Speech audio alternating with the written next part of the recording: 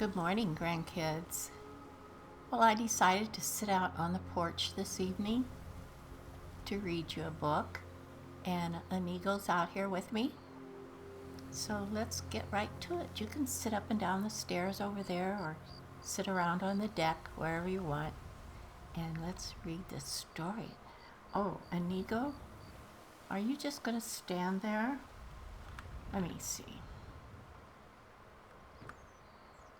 Speak to me.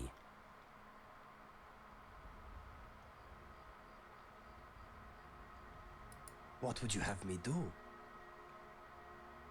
I don't know why this is doing this anymore either. Yes? Well, how do I Okay, get you lead the to way. wander? What is on your mind? Ask away. Do you want to relax here for a bit? Okay, I will unwind a while. Alrighty. Don't sit down in my chair. Oh, you stupid Inigo. Alright, I'll sit here. Today was a good day, but I am already looking forward to tomorrow. Right.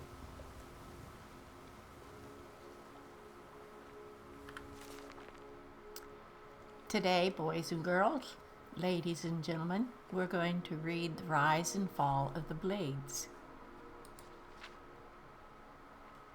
There are many that still remember the Blades. There are few that can pass down their stories, their origins, and their downfall. My father could.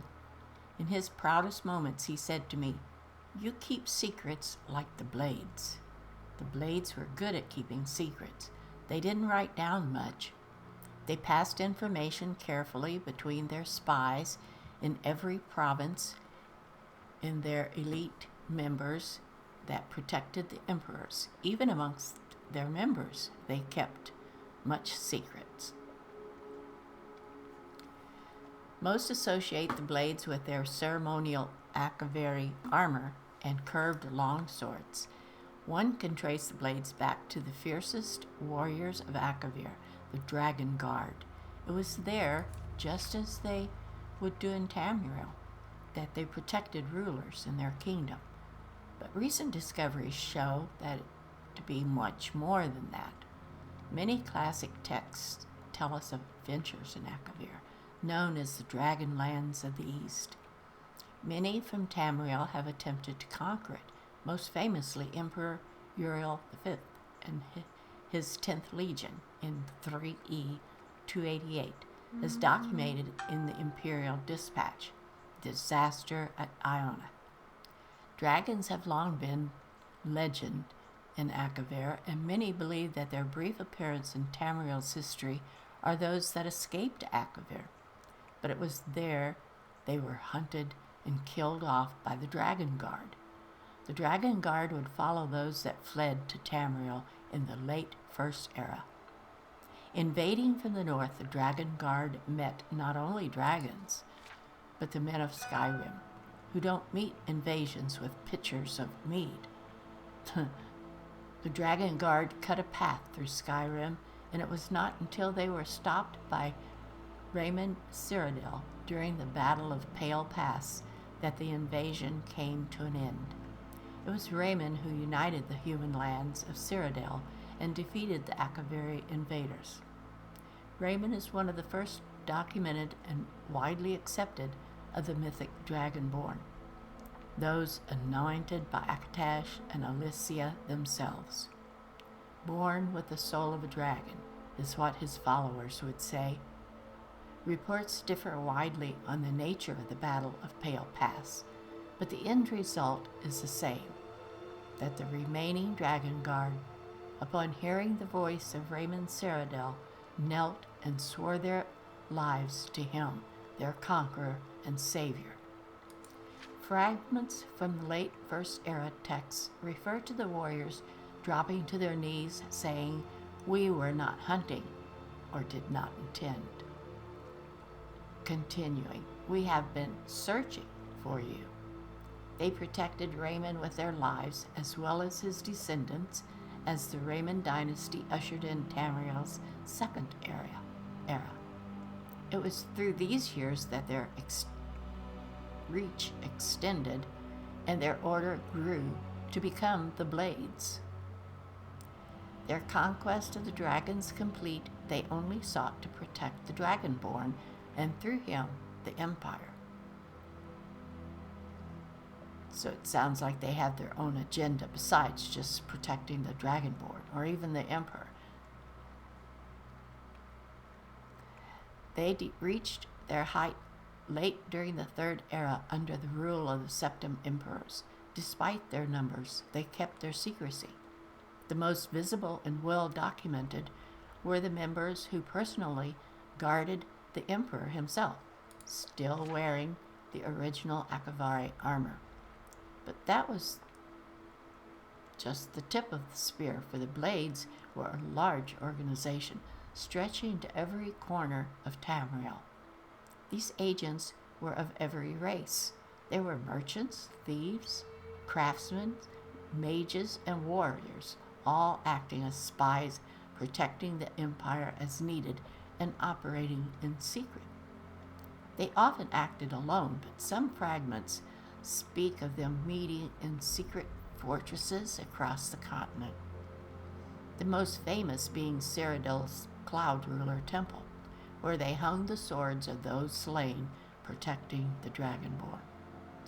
Other maps speak of Windscour Temple under the great expanse of Hammerfell's Alakir Desert, Skyhaven Temple in the mountains of Skyrim, and Stormtalon Temple east of Wayrest. They were known to have a Grand Master who often lived amongst the people, unknown to others.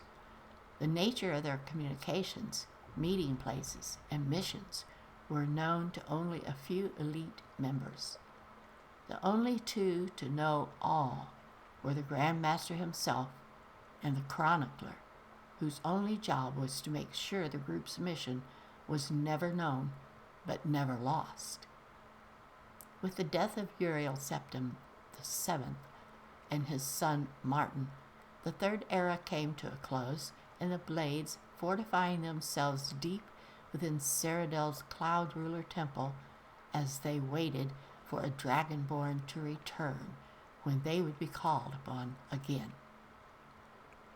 The Empire of the Fourth Era no longer saw the Blades openly protecting it, or the Emperors. That role is now filled by the Penitus Oculatus, a purely imperial organization, but the Blades continued their secret work to watch for the Dragonborn and guard against future enemies. The Blades were among the first to see the signs that the Thalmor of the Aldmeri Dominion would not remain isolated within their borders forever. They could do what the Pentius Oculus, servant to imperial policy, could not, and thus earned the lasting hatred of the Thalmor. The warnings of the Blades were proved right, as is well known to all. The great war between the Empire and the Thalmor consumed the Empire and nearly destroyed it. Emperor Titus Mede II eventually brokered peace with the Thalmor, but at a price many of us still bear. The reach and destructive nature of the Thalmor is known to many. Authors note in my family firsthand. They are not fools. They knew early on that the Blades were an enemy, so they hunted them throughout the Great War. Some were killed defending their temples, others as they slept in their hideaways alone. Some fought, some ran, some hid, but the Thalmor found them all. There are those that say the Blades still exist around us, in hiding from the Thalmor, waiting as they have done time and time again for a Dragonborn to return, for one to protect, for one to guide them. And that's the end of the book about the Blades. And I'm sure that at times we will find someone around in Tamriel that is a blade, or a descendant of the blade, or a blade that's well hidden? I think we shall. All right, that's the end of this book, grandkids. Did you enjoy that, Inigo? The evening sky is still The beautiful. It weather hasn't is gotten nice. dark I yet. am relaxing, and I have good company. Life is fine. Nice, Inigo. Nice. All right, grandkids, that's all for this time. And I will see you the next time. You better hurry home now before it gets dark. Bye-bye, grandkids.